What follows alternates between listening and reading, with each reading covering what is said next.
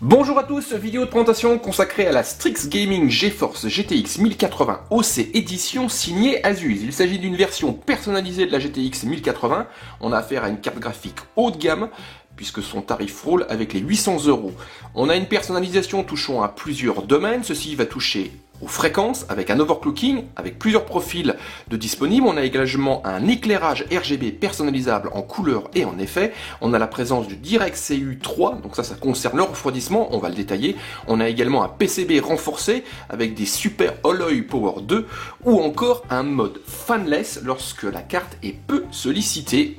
Donc présentation de cette solution, c'est la Strix Gaming GeForce GTX 1080 OC Edition et c'est signé Asus. Cette Strix GeForce GTX 1080 OC Edition est donc une version personnalisée de la GTX 1080 de chez Nvidia, c'est signé Asus, et là le constructeur a revu et corrigé plusieurs aspects de la carte. Ça va toucher au refroidissement, à la conception du PCB et aux fréquences. On va attaquer peut-être tout de suite avec le design. Ici on a une carte graphique massive, véritablement, à peu près 30 cm au niveau de la longueur, donc attention à la compatibilité de son boîtier, et elle réclame également 2 slots d'extension pour son logement, donc pour pouvoir la mettre en place. Au niveau design, on a un aspect sport, ça repose sur un carter en plastique noir qui recouvre les 2 radiateurs et quasiment tout le PCB, même tout le PCB de la carte, et ce carter est surplombé par 6 composants amovibles qu'on peut personnaliser. Et à cela s'ajoute également la présence d'un rétroéclairage RGB où il sera possible d'utiliser des couleurs parmi des millions de possibilités et de mettre en place certains effets dont certains peuvent être liés à des événements. Donc en clair, par exemple, je peux choisir la couleur en fonction de la température GPU. Donc visuellement, lorsque je regarde au travers de la fenêtre latérale de mon boîtier, selon la couleur, je peux savoir si la carte graphique est utilisée ou pas.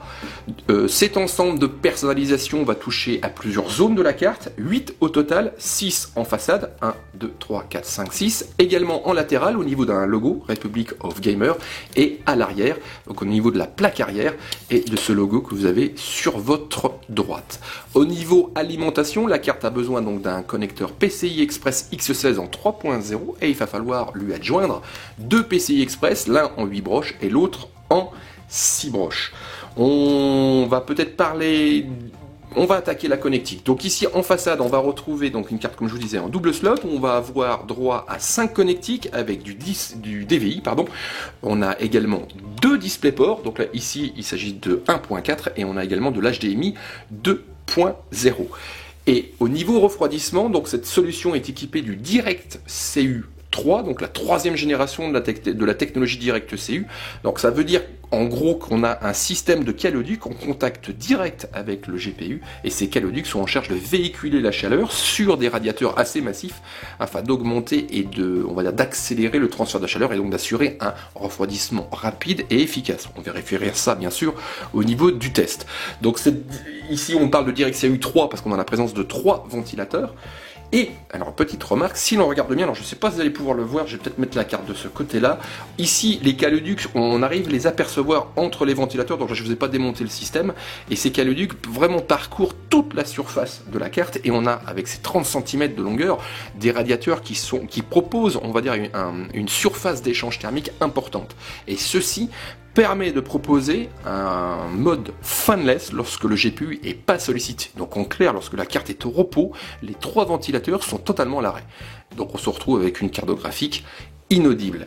Et petite remarque, et pas des moindres, toujours dans cet aspect de refroidissement, Asus propose une petite innovation qu'on tient à souligner. Alors je sais pas si vous allez pouvoir le voir, j'espère que ma caméra arrivera à faire la mise au point. À l'arrière donc de cette Strix GeForce GTX 1080 OC Edition, on va retrouver donc à ce niveau-là 2 connecteurs 4 pins permettant de brancher des ventilateurs de son boîtier. Donc je vais essayer d'expliquer le choix d'Asus. Lorsqu'on regarde et nos différents tests boîtier gaming le montrent, on a un refroidissement qui est basé sur l'aspiration à l'avant au niveau du boîtier et une extraction par l'arrière. Et souvent, ces ventilateurs, lorsqu'il n'y a pas de réobus au niveau du boîtier, sont directement branchés sur la carte mère et la carte mère pilote le refroidissement en fonction de la température processeur et non pas de la température GPU. Donc du coup, avec, on va dire aujourd'hui une démocratisation des boîtiers compartimentés où on va avoir un refroidissement centré sur la carte mère, la carte graphique et le processeur, On va avoir ici un souci, c'est qu'en fin de compte, lorsque la carte graphique va être sollicitée, on n'a pas forcément une température GPU qui va monter. Enfin, CPU qui va monter. Et donc du coup, l'action des ventilateurs du boîtier vont pas être forcément en adéquation aux besoins de la carte graphique. Et en branchant, bon, par exemple, les ventilateurs à l'avant de son boîtier directement au niveau de la carte graphique, et ici on a une sorte de mise en place de logique, puisque le boîtier va se mettre à ventiler lorsque la carte graphique va monter en régime.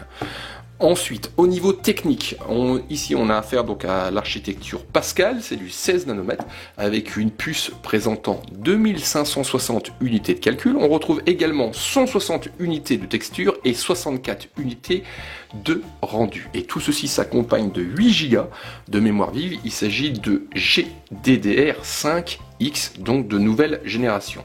Je vous parlais également donc d'une personnalisation au niveau des fréquences. Cette solution présente plusieurs profils de fonctionnement avec un profil dit OC pour overclocking. On a également un profil gaming et un profil silence. On détaillera les fréquences au niveau du test, sachant que certaines on frôle avec les 2000 MHz au niveau du GPU. Donc ici on a une carte graphique toutefois quand même tendance à bien dépoter, en particulier au niveau du 4K.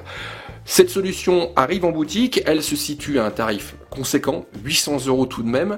On se propose de vous retrouver au niveau du site Jimfo donc pour un test complet de cette solution. On regardera donc bien sûr ses performances, on regardera également l'efficacité de son système de refroidissement, donc le DirectCU3. On regardera également ses possibilités en overclocking, puisqu'il sera possible, via un petit logiciel, de pouvoir pousser certaines valeurs, en particulier la fréquence GPU.